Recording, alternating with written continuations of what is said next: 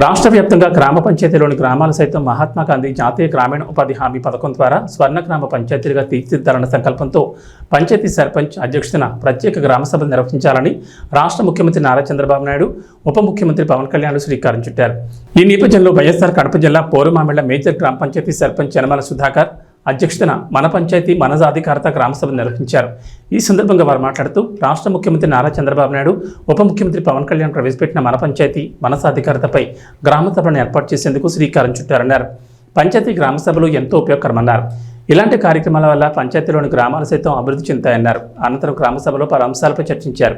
మరుగుదొడ్లు, విద్యుత్ కొళాయి, వంట గ్యాస్ కనెక్షన్లు, మురుగునీరు, ఘన వ్యర్థాల నిర్వహణ, వీధి దీపాలు, సిమెంట్ రహదారులు, గ్రామాల్లో రోడ్ల నిర్మాణం, మండల కేంద్రాలకు లింకు రోడ్లు, ఇంకుడు గుంతలు, పంట కుంటల నిర్మాణం, ఉద్యానవన పట్టు పరిశ్రమ అభివృద్ధికి సదుపాయాలు, పశువుల పెంపకం, షెడ్ల నిర్మాణానికి సహకారంపై వారు వివరించారు. ఈ కార్యక్రమంలో మండల అధికారులు, పంచాయతీ అధికారులు, తెలుగుదేశం పార్టీ నాయకులు, జనసేన పార్టీ నాయకులు, బీజేపీ నాయకులు మరియు కార్యకర్తలు, ప్రజలు పాల్గొన్నారు. గ్రామ పంచాయతీ ఫండ్ కావచ్చు, గవర్నమెంట్ ఫండ్ కావచ్చు, వేరే కావచ్చు, ఇదంతా ఒక ఇస్తూ అయితే గవర్నమెంట్ ఎన్ఆర్జీఎస్ ద్వారా చేసేటువంటి మొత్తం ఎన్నికలకు ఒక ఇస్తున్నాను. ఈ ఎన్ఆర్జీఎస్కి సంబంధించిన మిగిలిపోయిన అమౌంట్, తర్వాత ఈ మెటీరియల్ కాంపౌండ్ కింద ఏమన్నా అమౌంట్ మిగిలిపోయింది కాబట్టి దానికి సంబంధించి ప్రత్యేకంగా గ్రామ సభ ఏర్పాటు చేసి ఆ గ్రామ సభలో ప్రజల నుంచి అర్జీలు తీసుకొని ఆల్రెడీ మా దగ్గర లిస్ట్ ఉంది. ఆ లిస్ట్ కూడా మీకు చదివి వినిపిస్తాం, ఏం చేసాము అన్నీ కూడా చదివి వినిపిస్తాము. అది అయిపోయిన తర్వాత మీరు ఇంకా మీ దగ్గర నుంచి మాకు రిక్వైర్మెంట్ ఉంది, ఈ వస్తువు కావాలి మాకు, ఇవి మాకు అర్జెంట్గా అవసరం ఉంది, మీరు ఇస్తే అవి కూడా తీసుకుంటాము. అది ఇక్కడే రికార్డెడ్గా రాసి పెట్టుకుంటాం, మేము రిజిస్టర్ రాసి పెట్టేసుకుంటాం. వాటిని ఇంప్లిమెంట్ చేసేందుకు ఖచ్చితంగా 2024-25 అంటే నెక్స్ట్ మార్చి 25 వరకు కూడా మనకు టైం ఉంది ఈ సంవత్సరం సంబంధించి. ఆ లోపల ఆ వర్షాలు కూడా ప్రయారిటైజ్ చేసుకుంటాం మేము. మళ్ళీ దాంట్లో వెరీ వెరీ ఇంపార్టెంట్, అన్నీ ఒకేసారి చేయలేం కదా. దాదాపు ఒక 300 వర్కులు వస్తే ఒక పంచాయతీకి అన్ని వర్కులు ఒకేసారి చేయలేము. వాటి మొత్తం రికార్డ్ చేసుకుని ఒక ప్రయారిటీ ప్లేస్ చేసుకొని ఈ సంవత్సరం వాటిని మళ్ళీ ఎన్ఆర్జీఎస్ కింద ఈ వర్షం టేకప్ చేస్తాం. సో వాటి సంబంధించి సేవ్ చేసుకునే పద్ధతి వాటర్ మనం కాపాడుకొని భూమిలో ఉన్న వాటర్ యొక్క లెవెల్ని బాగు కొంచెం మైక్ తగ్గి ఎక్కువ ప్రయారిటీ.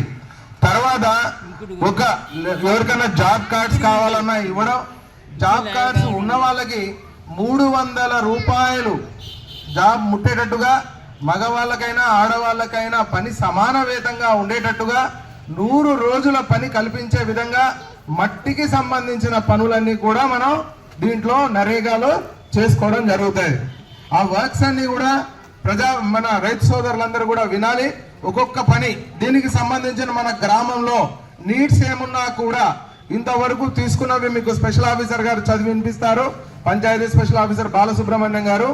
తర్వాత భవిష్యత్తులో మనం తీసుకుపోయే పనులు కూడా మీరు తెలియజేసిన ఏడాల ఈ రోజు సాయంత్రం 3 గంటలకి మనకు బ్రూఫ్ ఫ్రాగ్ అనే ఒక పెంపకం, ఎవరైనా సరే పెద్ద పశువులు తీసుకొచ్చుకొని మనం డైరీ ఫార్మ్ సైడ్, ఎందుకంటే చాలా మంది కూడా ఇప్పుడు ఫార్మింగ్ టెక్నాలజీ పెరిగింది. దానివల్ల మాకు గడ్డి పెంచుకోవడానికి కూడా మొక్కలతో సహా వాళ్ళకు లేబర్ ఇస్తూ మనకు గడ్డి పెంపకం. తర్వాత పశువుల యొక్క షెడ్ల నిర్మాణం, మనం గోకులాలు అంటున్నాం, పశువులవి 2 పశువులవి కానీ 4 పశువులవి కానీ 6 పశువులవి కానీ మనం షెడ్ల నిర్మాణం 2,30,000 వరకు 10% సబ్సిడీతో షెడ్ల నిర్మాణం. తర్వాత గొర్రెల షెడ్ల నిర్మాణం ముందు లేకుండా ఉండేవి, పశువులవి మాత్రం మనం 2014 నుంచి 2019 వరకు షెడ్ల నిర్మాణం చేశాము అక్కడక్కడ. తర్వాత ఇప్పుడు గొర్రెల షెడ్ల నిర్మాణం కూడా కొత్తగా తీసుకురావడం జరిగింది. దీంట్లో 20-50 గొర్రెలు మేకలకి మనకు మీరు చూస్తే ప్లాట్ఫామ్ వేసి నీట్గా ఉంది, చాలా బాగా. ఇది కూడా 2,30,000తో వరకు టేకప్ చేస్తారు. 30% బెనిఫిషియరీ వాటా ఉంటుంది, 70% సబ్సిడీ. ఈరోజు మొత్తం రాష్ట్రం అంతా కూడా కేవలం ఒకే ఒక్క రోజు ఎక్కడ ఏ సచివాలయం ఏ రాష్ట్రంలో కూడా ఇంతవరకు ఒకే ఒక్క రోజు గ్రామ సభ చేసిన చరిత్ర అయితే లేదు. సో ఈ విషయంలో ఖచ్చితంగా ముఖ్యమంత్రి గారు, గౌరవ ముఖ్యమంత్రి గారు, ఉప ముఖ్యమంత్రి గారు చాలా ఇంట్రెస్ట్ ఉన్నాయి. పంచాయతీరాజ్ డిపార్ట్మెంట్కి సంబంధించి ఖచ్చితంగా డెవలప్మెంట్ చేయాలి, దాని యొక్క బాగా ఉన్నతమైన స్థానం తీసుకోవాలన్న వాళ్ళ ఉద్దేశంతో ఈ గ్రామ సభ ఏర్పాటు చేసి మొట్టమొదటి గ్రామ సభ ఏంటంటే ప్రజల యొక్క ఆకాంక్షలు బయటపడతాయి.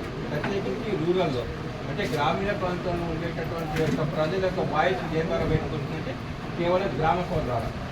ఈ గ్రామ సభలో ఆటోమేటిక్గా కాకుండా ప్రజల యొక్క పార్టిసిపేషన్ ఉండాలని ఉద్దేశం ఇక్కడ ప్రజలకు పార్టిసిపేట్ కోసం మేమే అధికారులు కూర్చొని మాహితి కూర్చొని రాసుకొని మేమే తీసుకుని పోతే దాని యొక్క నిజమైన అర్థం బయటికి రాదు. గ్రామ సభ యొక్క నిజమైన అర్థం